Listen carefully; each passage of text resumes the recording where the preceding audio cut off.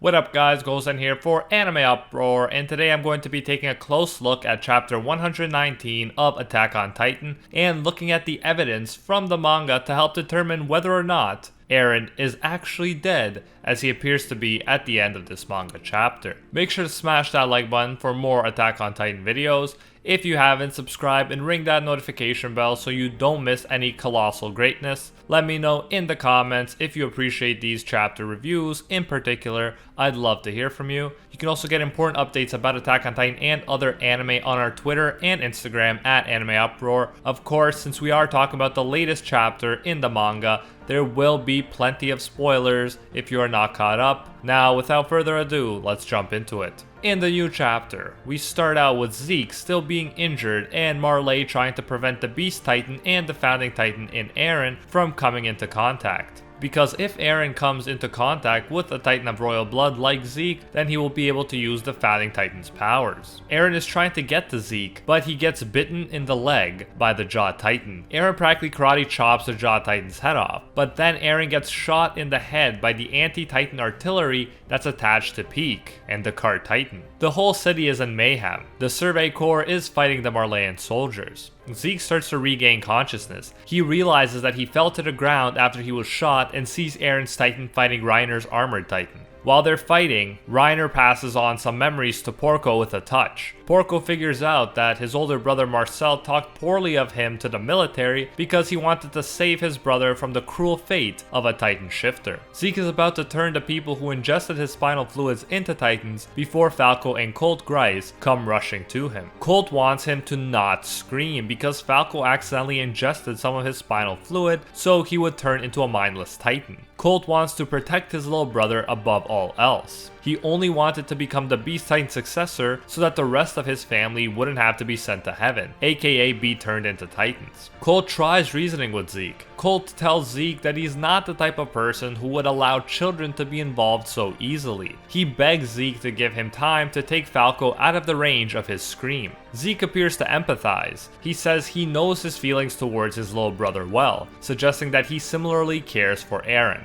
However, he chooses to scream anyways. Then stuff really starts to go down. There's an absolutely heartbreaking part with Colt and Falco, where Colt keeps hugging Falco even though he's about to turn into a Titan, a transformation that would most likely destroy anyone that close to him. Falco tells Colt to let go, but he keeps holding on, saying it's okay and that his big brother will stay with him always. Then multiple Titans appear at the same time across the city, including the Falco Titan. Zeke can now control these Titans and he sends the Falco Titan to attack Reiner. Gabby is crying. Her best friend and love interest just turned into a Titan and she sees that Colt, his older brother, is dead. Eren keeps trying to get away from Reiner while Falco starts biting into Reiner's neck. At the same time, Zeke gets shot again by the crazy powerful anti-Titan artillery. Then, just as a shot is gonna go off aimed at Eren's head, Armin and Mikasa appear behind the Cart Titan and stop the attack. At this point, the characters believe that Zeke is dead. Reiner believes that as a result, their mission has been accomplished and Eren can no longer hope to use the Founding Titan power. So he decides that he's going to let Falco consume his Titan power so he can turn into a shifter and thus back into a human. However, Porco shows up. He has used up all of his healing power, but he refuses to drop dead for nothing. He lets Falco eat him and inherit the Jaw Titan power instead. Then Eren uses hardening to trap Reiner's Titan and starts running towards Zeke, who is somehow still alive. He was only pretending to be dead. Reiner breaks free, but he's stopped by the Survey Corps and their Thunder Spears. It really seems like Eren is going to finally reach Zeke. But then Gabby, who is clearly an insanely good shooter for a 12-year-old, shoots Eren's head off. Zeke cries out and it looks like Eren really is dead. And that's where the new chapter ends. Now the question is Eren, our protagonist, really dead? Attack on Titan has often been compared to Game of Thrones because of how often people die. People like Marco, Potato Girl, and even seemingly Levi, the most popular character in the series, have been killed. Eren used to be presented as the hero of the story, but that has changed since we started getting the Marleyan perspective. Now Eren often seems more like a villain, since he's willing to kill innocent people, including children, and go against the wishes of the Survey Corps. He's mostly been a mystery to us since the time skip. It's hard to read him and what he's actually been planning to do. I find it hard to believe that he was ever going to go along with Zeke's plan to euthanize Eldia, but Eren has also never shared an alternative plan with anyone. So if they could kill off so many important characters, why not Eren too, who hasn't really even felt like the protagonist of the series after the time skip? We even saw his head go clean off his body, which would definitely suggest he is dead, right? Well, despite all this, I believe Eren is still alive and the verdict is still out on Levi too, since only Hanji verified that he was dead, and she would want to say that anyways to keep him safe from the enemy soldiers. Aside from the fact that Eren was the protagonist from the beginning and he already got 3 Titan powers so that the story would get way more complicated if he were to die and be much harder to resolve, let's look at the other evidence in the actual series to see why he's probably still alive. We were told by Eren Kruger that if someone who holds the power of one of the 9 Titans dies, without anyone inheriting that power, then the power of that Titan is suddenly inherited by a baby belonging to the subjects of Ymir. Distance plays no factor in this at all, and neither do blood relations. All subjects of Ymir are connected by paths, which make this transfer possible. So in theory, if Eren died, the 3 Titan powers he has would be passed down to 3 random babies belonging to the subjects of Ymir. We are told that this is what would happen, but we've never actually seen it happen with anyone. In fact, most of the time, Titan regeneration has been so impressive that consuming another Titan user and taking their Titan power has been the only way to kill them. I remember that one of the times I was first surprised by just how crazy this regeneration ability is was when the Survey Corps took out Reiner's head with Thunder Spears. His human brain was completely gone. By all logic, this blow should have finished him off. Yet his Titan still managed to yell, which was the signal for Bertolt to join the battle. Not only that, he managed to fully recover with his personality and the vast majority of his memories intact. Bertolt explains that Reiner was able to transfer his consciousness across his body's nervous system. He said that if you use your nervous system with a Titan's brain,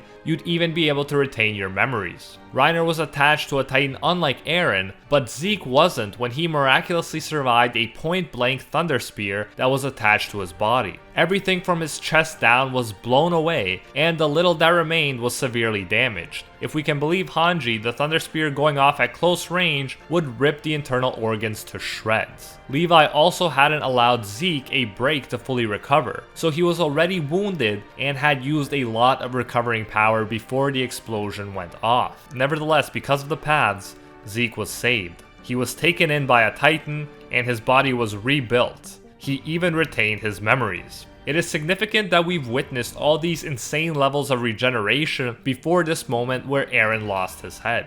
People who haven't been paying attention might think Eren is dead, but all of these crazy instances of regeneration have led to this point, so that if Eren survives at this point, it wouldn't be out of nowhere. The groundwork has been laid throughout the manga for Eren to recover from this, probably by way of the paths. Compared to Zeke, Eren's body was completely fine before the shot, so his regenerative abilities weren't even as used up as Zeke's must have been. Then we add to this the fact that Eren was the protagonist from the beginning, and that we have yet to learn for sure what his end goal was, and you can see that Eren will all but certainly be coming back. It would be one thing if he sacrificed himself when the issues seemed all but resolved, like in Code Geass, but here nothing is resolved yet, and Eren's going to need to come back to see it through. And that is my take on whether Eren is alive. If Reiner and Zeke can recover from crazy injuries, I'm sure that our protagonist will be able to do so as well. He even has 3 Titan powers, which might even make his regenerative abilities more impressive. But let me know what you think. Did you like this chapter? Is Eren alive? What is his end goal? I can't help but wonder how Mikasa must feel right now. She is conflicted because of the mean words Eren said, but he's also always been the most important person in her life, and she probably thinks he just died. Let me know how you feel about Falco becoming a Titan shifter and about Porco's sacrifice. And have you begun to sympathize with Gabby, or do you hate her more than ever after this chapter? Whatever happens, I can honestly say that I don't think I've ever been as excited to read the next chapter of Attack on Titan. This one was the king of all cliffhangers, and I cannot wait for all of these questions to be answered. And that is it for today's video. If you enjoyed these Attack on Titan chapter reviews, make sure to smash that like button to let me know. If you haven't, be sure to subscribe and ring that notification bell for more Attack on Titan videos. We even got a playlist covering a wide variety of Attack on Titan topics that I strongly recommend you check out. You can also get important updates about Attack on Titan and other anime on our Twitter and Instagram at AnimeUproar. And if you're interested in anime merch, check out our store AnimeUproar.com, where you can find stuff like the Beast Titan Beast Mode shirt.